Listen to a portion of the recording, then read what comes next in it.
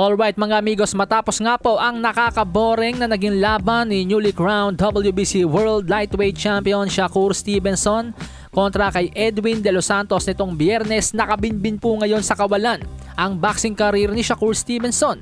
Ito po ay dahil ang kanyang naging laban pala kay Edwin De Los Santos ay ang kanyang last fight na sa contract sa Top Rank at ngayon ang kanyang kontrata sa Top Rank ay pasuna. Ang nakakatakot na parte dito mga amigos sa side ni Shakur Stevenson dahil sa pangit na naging performance niya at maraming nainis at naboring sa kanyang last fight noong Biyernes. Ang malaking katanungan po ngayon mga amigos ay gugustuhin pa ba ng Top Rank na papirmahing muli itong si Shakur Stevenson sa Top Rank matapos ang nakakaboring na performance? At ang isa pang katanungan dyan mga amigos, sa laki na binabayad ng Top Rank kay Shakur Stevenson. Mantakin nyo, $1.7 million ang kinita nito kontra kay Jamel Herring, samantalang si Teofimo Lopez na isang Unified World Lightweight Champion noon. Kung bayaran ng Top Rank ay saradong $1 million lang. Ang tanong, sakaling bitawan ng Top Rank si Shakur Stevenson, meron bang ibang promotions na kayang tapatan o higitan yung binabayad ng Top Rank sa kanya? Well, actually, kayang tapatan yon. Pero ang tanong, gugustuhin bang tapatan yon ng ibang mga promotional company matapos ang kanyang nakakaboring na laban kay De Los Santos?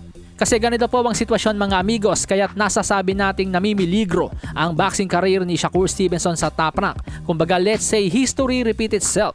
Way back 2013, Guillermo Rigondeaux upset and dominated our very own 2012 Fighter of the Year Nonito Donaire. So ang ine-expect ni Rigo matapos niyang talunin si Donaire, umpisa na ng kanyang kasikatan, pero kabaligtaran ang nangyari dahil hindi po nagustuhan mismo ni Bob Arum ang performance ni Rigo dahil madala nga daw itong sumuntok at para nakakaboring panoorin, parang Shakur Stevenson din.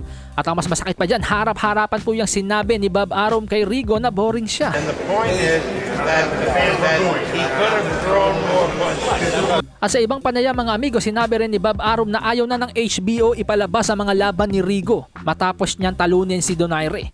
Kaya't kung atin nga pong mapapansin, ang mga sumunod na laban ni Rigo ay sa Japan, sa UK, sa Macau. Parang hindi na po siya na-promote ng maayos ni Bob Arum. Hanggang sa bandang huli, ipinalapa na lang ni Bob Arum itong si Guillermo Rigondeaux kay Vasily Lomachenko. Now balik tayo kay Stevenson mga amigo. Sa kanyang palagay, siya daw ang susunod na pay-per-view star. Sa katunayan nga po, ayon kay Stevenson, ang kanilang laban daw ni Tank Davis pag naikasa ay posible maging biggest fight sa boxing history. Ang kaso, sa naging boring na performance niya kay De Los Santos, tapos huling laban niya na yun sa contract niya sa Top Rank, kung saan ang kanyang huling laban hindi pa nga po tapos pero nag-uuwian na ang mga tao dahil na boring. Gaano kalaki ang chance na papirmahin pa siya muli ng Top Rank? Kasi kung naboring po si Bob Arum sa boksingerong katulad ni Guillermo Rigondeaux, palagay ko tagilid ang sitwasyon ngayon ni Shakur Stevenson kay Bob Arum at sa Top Rank. Imagine si Terence Crawford po, hindi po nakakaboring panoorin yan. Sadyang hindi lamang po talaga siya pay-per-view star, pero pinakawalan po yan ni Bob Arum ng parang hindi nangihinayang. So paano pa ngayon si Shakur Stevenson? Na bukod sa hindi na nga po gaanong mabenta ang kanyang laban, naboboring pa ang maraming tao na panoorin siya.